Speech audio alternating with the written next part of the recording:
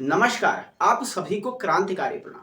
दोस्तों, 7 दिनों तक एफआईआर जब मेरे ऊपर हुई, केस दर्ज हुआ, वहां से उत्तराखंड के मुख्यमंत्री पुष्कर धामी जी से मुलाकात तक मैं कहा था, क्या था, तमाम तरीके के विवाद और उन सवालों के जवाब लेकर के मैं आया हूं। और ये भगवत गीता मेरे हाथ में है। मैं इस पे हाथ रख के कसम खाता हूं कि मैं जो भी कहूंगा सच कहूंगा, उसके सिवा कुछ भी नहीं कहूंगा। तो आइए मैं आपको पूरा सच कहीं ना कहीं बताता हूं। दोस्तों, इस घटना की शुरुआत आज से करीबन ठीक 1 हफ्ते पहले हुई थी, 10 तारीख को, जब सुबह मुझे पता चला अखबारों के माध्यम से कि मेरे खिलाफ जो है एफआईआर आईपीसी की धारा 469, 505 और आईटी एक्ट की धारा 74 में मुकदमा दर्ज कर दिया गया है अल्मोड़े में।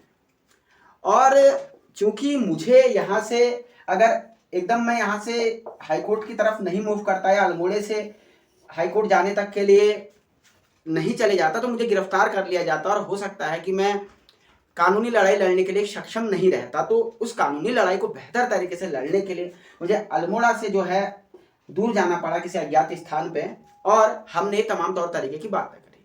और जब मैं हाईकोर्ट के लिए प्रोसीडिंग्स में रास्ते में था, तो एक घटना हुई कि उत्तराखंड की सरकार की तरफ से, और हम मेरे पास एक तीसरा चैनल के थ्रू, जिसमें हमारे दुर्गापाल जी हैं, उनके प्रयासों से एक संदेश आया कि सरकार आपसे वार्तालाप चाहती है। और मैंने भी बातचीत के मामले पर रुचि दिखाई, और उत्तराखंड के मुख्यमंत्री धामी साहब से, सीएम धामी साहब से मेरी मुलाकात जो है निश्चित हुई। जो एजेंडा था, बहन अंकिता भंडारी को इंसाफ को लेकर के था, दूसरा एजेंडा भूमि सुधार कानून को लेकर के था, और तीसरा एजेंडा जो था, परीक्षा जो घोटाले हुए हैं उनकी सीबीआई जांच को लेकर के था। तो ये जो 3 मुद्दे थे, इन 3 मुद्दों पे मैंने बात किया। मैं आपको पूरा एज बाय वर्ल्ड बता देता हूं कि वहां पे क्या हुआ। देखिए, जैसे ही मैं सीधे एंटर किया वहां पर, तो मुख्यमंत्री धामी साहब ने, सीएम साहब ने मेरे से कहा कि आओ तिवारी जी आओ, और मुझे बैठाया गया और चाय पानी की पेशकश हुई। लेकिन मैंने हाथ जोड़ के बड़े सम्मान के साथ मना किया, और मैंने कहा कि सीएम साहब, मैं यहाँ पर खुद, मेरी कोई हैसियत नहीं है, मैं आया हूँ उन बच्चों की बदौलत आया हूँ, उनके बिहाफ पे आया हूँ। इंडिविजुअली मेरा कोई इतना बड़ा ना कद है, ना मुझे कोई पूछने वाला है, लेकिन उन बच्चों के प्रतिनिधि के तौर पे मैं यहाँ पे हूँ। तो कृपया करके इन बातों पे फोकस किया जाए।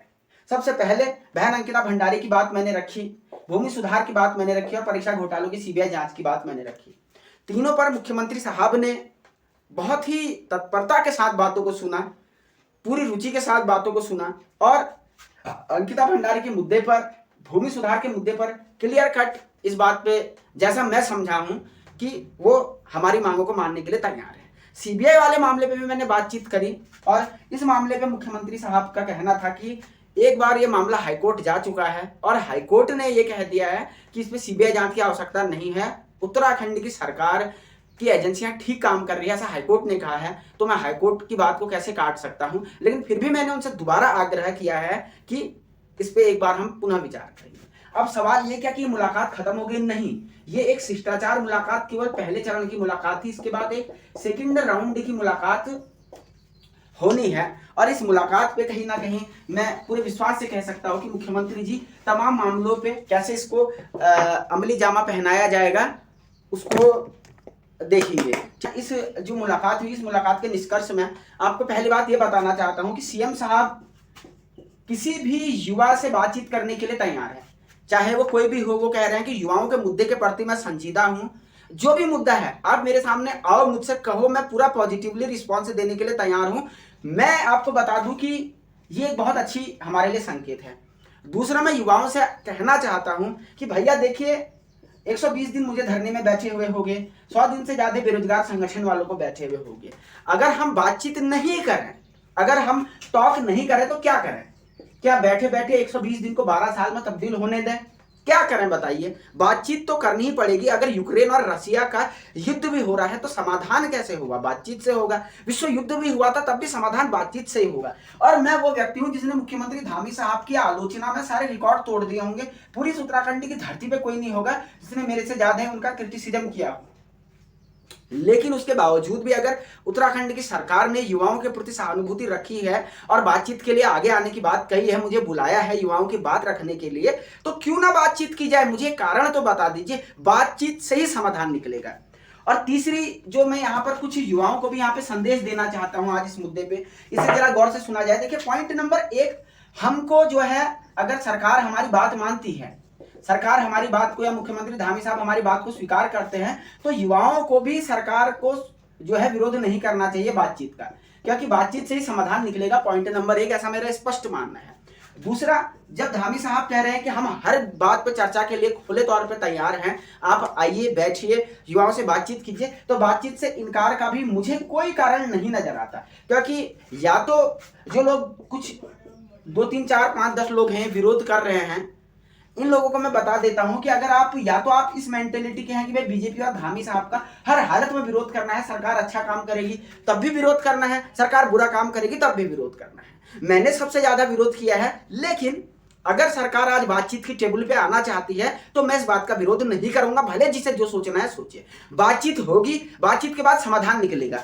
और मैं आपको जाते जाते एक बात और बता देता हूं कि मुख्यमंत्री जी ने मेरे से जल्द दोबारा मुलाकात है। आप लोगों की अगर जो जो मांग है, जो जो सवाल है, आप मुझे कमेंट बॉक्स में बताइए, मैं कम्युनिटी पोस्ट भी डालूंगा, उसके माध्यम से फिर बातचीत करेंगे। सरकार के और युवाओं के बीच जो खाई गिरी है, उसको अगर सरकार बातचीत के माध्यम से सुलझाना चाहती है तो बातचीत की टेबल पे आना चाहिए। हाँ, अगर कुछ ऐसे लोग हैं जो कि कहीं ना कहीं जिनका उद्देश्य ही बीजेपी या धामी का केवल विरोध करना है, भले ही वो बातचीत सुने, हमारी मांगों को मानने के लिए तैयार हो जाएं या कुछ भी हो जाए, उनने अपनी मेंटेलिटी सेट कर ली है, उनके दिमाग में बैठ चुका है, उनका मनोविज्ञान ही यही कहता है कि धामी जी के आसपास कहीं नहीं जाना है, सरकार से बात नहीं करनी है। ऐसे लोगों का ना मैंने नेतृत्व कभी किया था, ना मुझे ऐसे लोगों का समर्थन चाहिए। हाँ, मैं आपको वादा करता हूं कि मैं आप लोगों के साथ धोखा कभी नहीं करूंगा, कभी भी आप लोगों के मुद्दे से कोई समझौता नहीं करूंगा। मैंने शुरू ही भगवत गीता को हाथ में लेके ये बात कही थी, कोई भी आपके हितों से समझौता नहीं किया जाएगा, लेकिन बातचीत होगी। जिसे नाराजगी जाहिर करनी है वो करते रहे, मुझे रत्ती भर का 1% भी फर्क नहीं पड़ता। आप चिल्ला चिल्ला के चीख चीख के अपना गला फाड़ लीजिए, नहीं फर्क पड़ता। क्योंकि लोग, मैं आपको बता देता हूं, परसों क्या हुआ कि बेरोजगार संगठन के 100 दिन थे, घंटा घर में धारा 144 क्या लगी, 10 से ज्यादा व्यक्ति वहां पे इकट्ठा नहीं हुए। मेरे खिलाफ FIR होगी 3 धाराओं में, एक भी युवा सड़क पे नहीं उतरा। यानी ये लोग क्या चाहते हैं, जो लोग कुछ तथाकथित, ज्यादा नहीं है, 2-4-5% लोग जो मुलाकात का विरोध कर रहे हैं, अपना तो लाइब्रेरी में बैठ के घर के दरवाजे में 7 पर्दों के पीछे ये जाके छिप जाएं। लेकिन अगर सरकार बातचीत के लिए बुला रही है, हमें बात नहीं करना चाहिए। 120 दिन हो गए हैं, 1200 दिनों तक वहीं बैठे रहना चाहिए। ये मानसिकता किसी भी स्थिति में सही नहीं मानी जाती है। इसलिए बातचीत पे विश्वास रखें, हम कोई भी पर्दों के पीछे खेल नहीं करेंगे, आपके सामने होगा, सब कुछ ट्रांसपेरेंट होगा, बिल्कुल क्लियर कट होगा। तो वीडियो को जरूर शेयर कीजिए और देखते रहिए राष्ट्रनीति उत्तराखंड।